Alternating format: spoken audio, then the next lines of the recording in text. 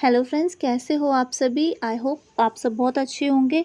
अगर आप लोगों ने अपनी स्टडी करना स्टार्ट कर दी है तो आप लोगों को पता होगा कि जो आपका सिलेबस है वो कंप्लीट हो चुका है और अब हमने स्टार्ट कर दी आप लोगों की इम्पोर्टेंट क्वेश्चन की सीरीज़। ठीक है, आपके एग्ज़ाम में आपके ऑल ओवर जो इतना भी सिलेबस है वहाँ से जितने भी इम्पोर्टेंट क्वेश्चन आंसर बन सकते हैं वो सारा हमने आप लोगों के लिए प्रिपेयर किया है। ठीक है, साथ ही आपका जिस भी सब्जेक्ट का सिलेबस रह गया है थोड़ा बहुत वो भी चल रहा है और साथ ही साथ हम अपने एग्ज़ाम की प्रिपरेशन थोड़ा सा जल्दी और जो भी उनसे इम्पोर्टेंट क्वेश्चन आंसर बन सकते हैं जो आपके एग्ज़ाम के लिए बहुत ज़्यादा इंपॉर्टेंट हो सकते हैं वो भी हम जल्दी जल्दी कवर करेंगे। ठीक है, तो आज हम पॉलिटिकल का आपका इंपॉर्टेंट क्वेश्चन आंसर कवर करने वाले हैं पर्सपेक्टिव ऑन पब्लिक एडमिनिस्ट्रेशन के लिए। अगर आपने अभी तक हमारी सारी वीडियो नहीं देखी है तो डिस्क्रिप्शन बॉक्स में आपको लिंक मिल जाएगी, आप जाइए वहाँ से आपको सिलेबस आपको मिल जाएगा, प्लेलिस्ट मिल जाएगी आपको, आप वहाँ जाके चेक कर सकते हो। ठीक है, देख सकते हो, अपनी स्टडी को पूरा कर सकते हो।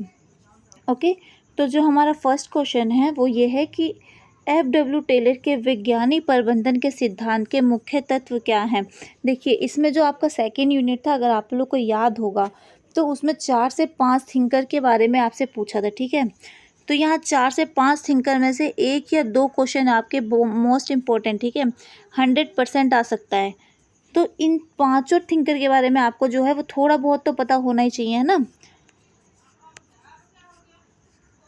देखिए, FW टेलर का वैज्ञानिक प्रबंध सिद्धांत कार्यस्थल पर उत्पादकता और कार्यकुशलता को बढ़ाने के लिए वैज्ञानिक तरीकों का उपयोग करता है। इसके प्रमुख तत्व ये हैं: कार्य विश्लेषण करना, प्रत्येक कार्य को छोटे छोटे हिस्सों में विभाजित करना, मतलब पार्ट्स कर देना अलग अलग। जैसे कि एक ही ऑफिस में अलग अलग एम्प्लॉय होते हैं ना जिनका काम अलग अलग होता है, किसी एक पर एक ही मतलब सारे काम का प्रेशर ना पड़े, इसीलिए क्या करना है, काम को विभाजित करना अलग अलग हिस्सों में। ठीक है, मानव श्रम का अध्ययन करना, कामकाजी व्यक्तियों के कार्य सबसे अच्छे तरीके का चयन करने के लिए उनका अध्ययन करना चाहिए।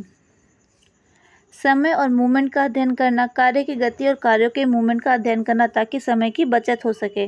ठीक है, मतलब जिस काम में जितना टाइम लग सकता है उतना ही लगाना चाहिए, इनका मतलब ये है। ठीक है, प्रोत्साहन प्रणाली, श्रमिकों को बेहतर प्रदर्शन के लिए वृत्ति और अन्य प्रोत्साहन प्रदान, उनके मोटिवेशन के लिए उनको हमेशा टाइम टाइम पे क्या होता है उन्हें मोटिवेट करने के लिए कभी अच्छा वेतन मतलब अच्छी सैलरी, ठीक है, सैलरी इंक्रीज़ करना या कुछ इंसेंटिव वगैरह देना, है ना, ये सब चीज़ें। उसके बाद नेक्स्ट क्वेश्चन है आपका मैक्स वेबर के बारे में। मैक्स वेबर के आदर्श प्रकार के नौकरशाही के सिद्धांत की विशेषता क्या है। मैक्स वेबर ने आदर्श नौकरशाही का प्रस्ताव किया था जो कार्यस्थल पर एक सुसंगत और नियमित प्रबंधन प्रणाली सुनिश्चित करता है। ठीक है, नियम और प्रक्रियाओं का पालन करना है, कामकाजी गतिविधियों का पालन करें। ठीक है, और जो भी नियम प्रक्रिया है द्वारा किया जाना चाहिए, जो भी उनके नियम बनाए जा रहे, रूल्स रेगुलेशन बनाए हैं उसके अकॉर्डिंग ही काम करना चाहिए। स्पष्ट पदानुक्रम होनी चाहिए, नौकरशाही में स्पष्ट रूप से परिभाषित पद और जिम्मेदारियां होती हैं। आप कहीं भी जॉब कर रहे हो तो वहाँ के कुछ रूल रेगुलेशन होते हैं ना, जो हम कहीं भी अगर जॉब करते हैं तो हमें उस चीज़ को फॉलो करना पड़ता है। ठीक है, कर्मचारियों को चुनाव योग्यता के आधार पर करना। ठीक है, कर्मचारी का चयन उनकी योग्यता के आधार पर होना चाहिए, न परिवार या रिश्तेदार के आधार पर। ठीक है, कार्य विभाजन होना चाहिए, प्रत्येक कर्मचारी को विशिष्ट कार्य दिए जाते हैं और वह कर्मचारी को अपनी जिम्मेदारी का स्पष्ट ज्ञान होना चाहिए।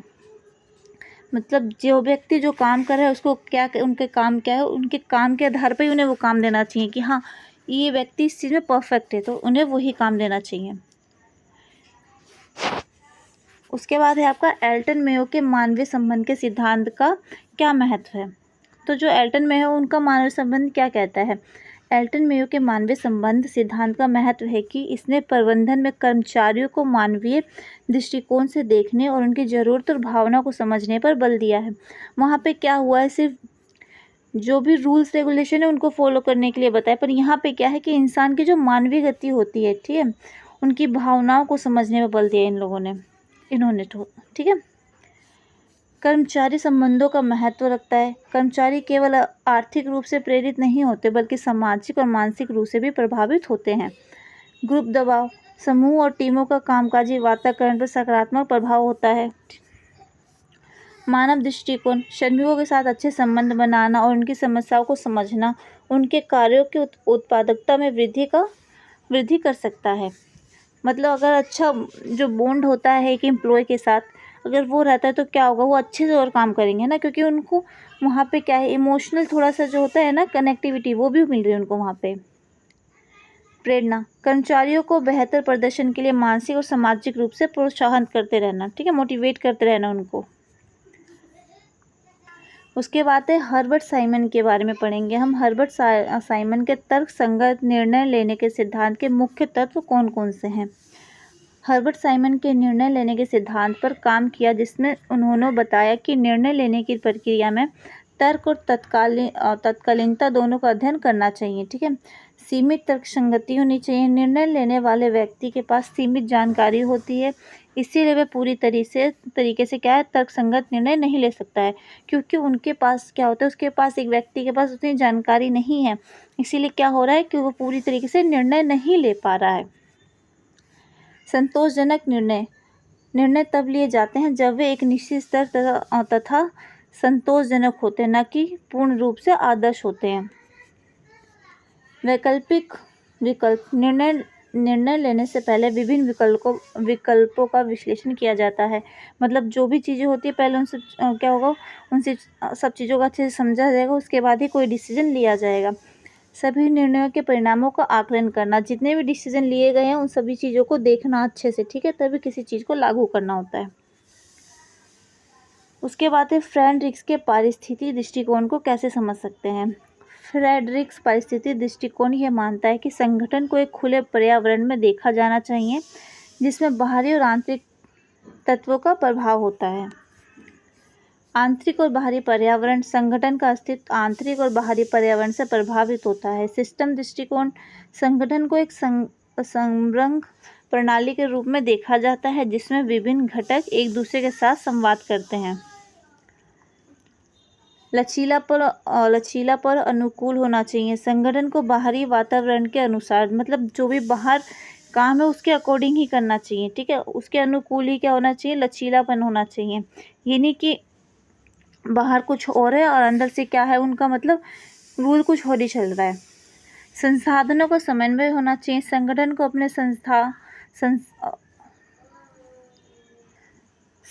अपने संस्थानों को कुशलता से समन्वित करने की आवश्यकता होती है, ताकि वो क्या हो, पर्यावरण में सफल हो सके, ठीक है। एक नेक्स्ट क्वेश्चन है हमारा, नया लोक प्रबंधन, न्यू पब्लिक मैनेजमेंट और नई लोक सेवा के बीच में अंतर बताना है।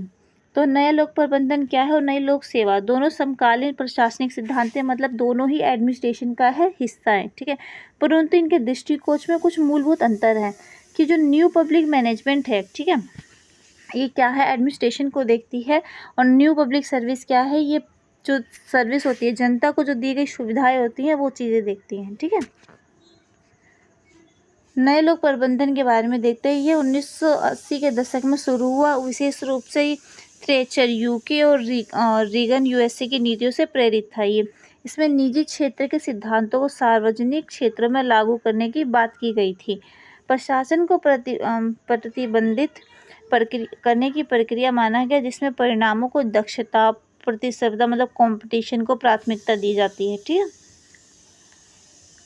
इसमें सेवाओं को आउटसोर्स करना, ठेकेदारी देना और प्रदर्शन मूल्यांकन प्रमुख हैं।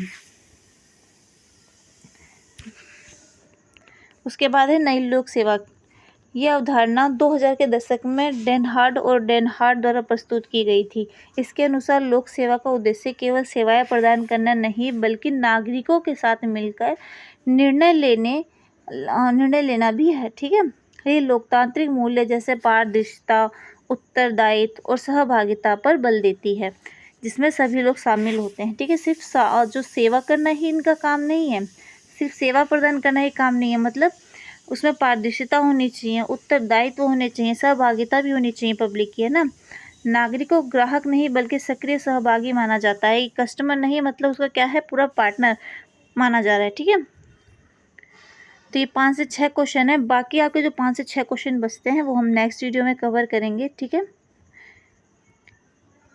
यहाँ से आपके एग्ज़ाम में 100% कुछ क्वेश्चन बन के आएंगे। हो सकता है थोड़ा सा क्वेश्चन को इधर से उधर किया जा सकता है, ठीक है, मतलब पूछने की कुछ और तरीके हो सकते हैं, बट लिखना क्या आपको है, सेम चीज़ें ही लिखनी होती है, क्योंकि कुछ अलग तो होगा नहीं, ये हो सकता है कि कुछ उन्होंने कुछ और पूछ लिया हो, वहाँ से क्वेश्चन को थोड़ा सा घुमा फिरा के पूछ लिया हो, ठीक है, पर आंसर क्या होगा आपका यही होगा। तो मिलते हैं नेक्स्ट वीडियो में। Okay, bye.